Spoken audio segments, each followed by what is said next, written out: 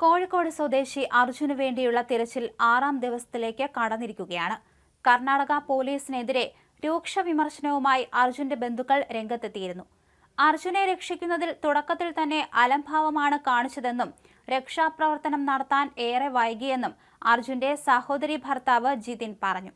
രക്ഷാദൌത്യത്തിൽ തുടക്കത്തിൽ ഉണ്ടായത് വലിയ അലംഭാവമാണെന്നും അപകടത്തിന് 20 മിനിറ്റ് മുൻപ് ലോറി സ്ഥലത്ത് കണ്ടെന്ന് ദൃക്സാക്ഷികൾ പറഞ്ഞിട്ട് പോലും തിരച്ചിൽ ആരംഭിച്ചില്ലെന്നും അദ്ദേഹം പറഞ്ഞു. രക്ഷാപ്രവർത്തനം നടക്കുന്ന സ്ഥലത്തുണ്ടായിരുന്ന പോലീസ് ഉദ്യോഗസ്ഥനോട് ബന്ധുക്കൾ വേവലാതി പറയാനായി പോയപ്പോൾ മൊബൈലിൽ റീൽസ് കണ്ടുകൊണ്ടിരിക്കുന്ന പോലീസിനെയാണ് കാണാൻ സാധിച്ചതെന്നും അവർ ആരോപിക്കുന്നു. SP കവാറിന്റെ സംഭവസ്ഥലത്ത് നിന്നുള്ള സെൽഫിയും വിവാദങ്ങൾ സൃഷ്ടിക്കുന്നുണ്ട്. മലയാളി രക്ഷാപ്രവർത്തകൻ രഞ്ജിത്ത് ഇസ്രായേലിയെ എത്തിച്ചത് സംബന്ധിച്ചിട്ടുള്ള തർക്കത്തിന് പിന്നാലെ SP ലോറിയുടമ മനാഫിന്റെ മുഖത്തടിക്കുകയും പിടിച്ചു തള്ളുകയും ചെയ്തിരുന്നു. ഇതിന് പിന്നാലെ കർണാടക പോലീസിനെതിരെ പ്രതിഷേധം ഇരമ്പുകയാണ്. എന്നാൽ അർജുന്റെ കുടുംബം ബന്ധപ്പെടാൻ വൈകിയെന്നാണ് ഉത്തര കന്നഡ പോലീസ് മേധാവി പറഞ്ഞത്. കുടുംബം ഈ വാദം പാടെ തള്ളിയിട്ടുണ്ട്. സംഭവം നടന്ന ദിവസം തന്നെ പോലീസിനെ ഫോണിൽ വിളിച്ച് വിവരം അറിയിച്ചിരുന്നുവെന്നും പിറ്റേന്ന് അങ്കോള പോലീസ് സ്റ്റേഷനിൽ നേരിട്ടെത്തി പരാതി നൽകിയെന്നും അർജുന്റെ കുടുംബം വ്യക്തമാക്കുകയും ചെയ്തു. സാങ്കേതിക കാരണം ചൂണ്ടിക്കാണിച്ച് FIR പോലും രജിസ്റ്റർ ചെയ്തില്ലെന്നും SP പറയുന്ന കാര്യങ്ങൾ വസ്തുതാവിരുദ്ധമാണെന്നും കൂട്ടിച്ചേർത്തു. എന്തായാലും തെരച്ചിലിൽ ആശങ്ക പരത്തി കനത്ത മഴയാണ് പ്രദേശത്ത്. ഞായറാഴ്ച രാവിലെ രക്ഷാപ്രവർത്തനം ആരംഭിച്ചപ്പോൾ കാലാവസ്ഥ അനുകൂലമായിരുന്നു. എന്നാൽ ഇപ്പോൾ കനത്ത മഴ തുടരുകയാണ്. ഇത് ദൗത്യത്തെ പ്രതികൂലമായി ബാധിക്കുമോ എന്നാണ് ആശങ്ക. 6ാം ദിവസം രക്ഷാപ്രവർത്തനം ഊർജിതമായി തുടരുന്നതിനിടയിലാണ് മഴ പെയ്യുന്നത്. രക്ഷാപ്രവർത്തനത്തിന് കൂടുതൽ സംവിധാനങ്ങൾ എത്തിച്ചിട്ടുണ്ട്.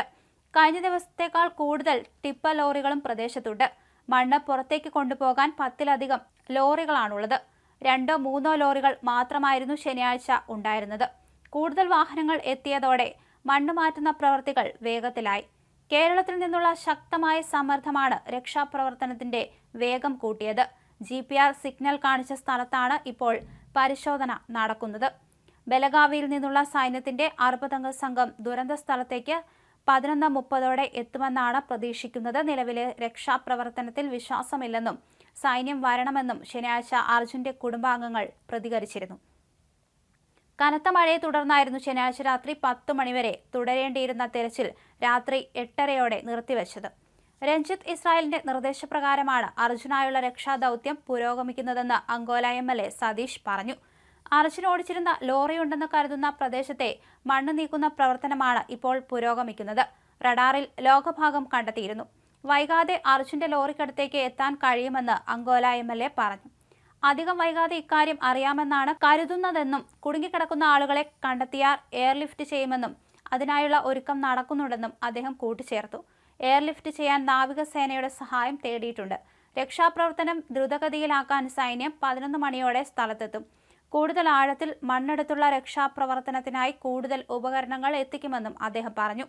ലോറി ലൊക്കേറ്റ് ചെയ്താൽ അടുത്തെത്താൻ ബുദ്ധിമുട്ടുണ്ടാവില്ലെന്ന് രഞ്ജിത്ത് ഇസ്രായേൽ മാധ്യമങ്ങളോട് പ്രതികരിച്ചു. നദിയിലേക്ക് അർജുൻ ഓടിച്ച ട്രക്ക് പോയിട്ടില്ലെന്ന് ഉറപ്പാണ്.